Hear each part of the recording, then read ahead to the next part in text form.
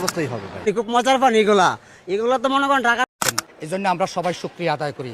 মামারি খালি কাজ জানি। একটি প্রাইভেট কারের ভেতরে পর্যন্ত পানি ঢুকে গিয়েছে। কিভাবে আপনাদেরকে বোঝাবো, একদম ভয়াবহ পরিস্থিতি। ছোট ছোট ছেলেপেলেরা বৃষ্টির পানিতে সাঁতার কাটছে। আর আমরা তো আগেই বলেছি, যখন একটা জনপদের মধ্যে শিরকের পাপ বেশি হয়, কোন পাপ? শিরকের পাপ। শিরক শুধুমাত্র ওই মূর্তি পূজা করাই শিরক নয়। যখন শিরকের সয়লাভ হয় একটা এলাকার মধ্যে, একটা জাতির মধ্যে, তখন নূহ আলাইহিস সালামের কওমকে আল্লাহ পাক যেমন প্লাবন দিয়ে ভাসিয়ে দিয়েছিলেন, ওরকম বন্যা জলোচ্ছ্বাস প্লাবন দিয়ে ভাসিয়ে দিবেন আল্লাহ। কারণ নোংরামি ধুইতে হলে অনেক পবিত্র পানির দরকার।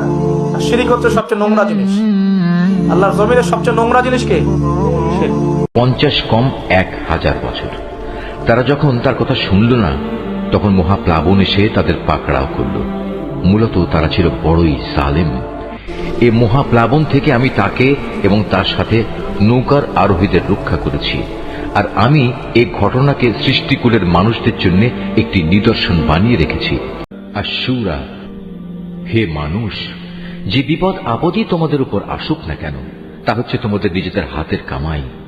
আল্লাহ তাআলা তো তোমাদের অনেক অপরাধ এমনিই ক্ষমা করে দেন। সূরা আল হাদিদ। সামগ্রিকভাবে গোটা দুনিয়ার উপর কিংবা ব্যক্তিগতভাবে তোমাদের উপর যখনই কোনো বিপর্যয় আসে, তা সংঘটিত হওয়ার বহু আগেই তার বিবরণ একটি গ্রন্থে লিখে রাখা হয়েছে। এজন্যে যাতে করে তোমাদের কাছ থেকে যা কিছু সুযোগ সুবিধা হারিয়ে গেছে তার জন্য তোমরা আফসোস না করো। আমি অবশ্যই ঈমানের দাবিতে তোমাদের পরীক্ষা করব। কখনো ভয় ভীতি, কখনো ক্ষুধা অনাহার, কখনো তোমাদের জান মাল ও ফসলাদির ক্ষতি সাধন করে তোমাদের পরীক্ষা করা হবে। যারা ধৈর্যের সাথে এর মোকাবেলা করে, তুমি সে ধৈর্যশীলদের আমার নিয়ামতের সুসংবাদ দান করো। যখনই তাদের সামনে কোনো পরীক্ষা এসে হাজির হয়, তখনই তারা বলে, আমরা তো আল্লাহর জন্যেই, আমাদের তো একদিন আল্লাহর কাছেই ফিরে যেতে হবে।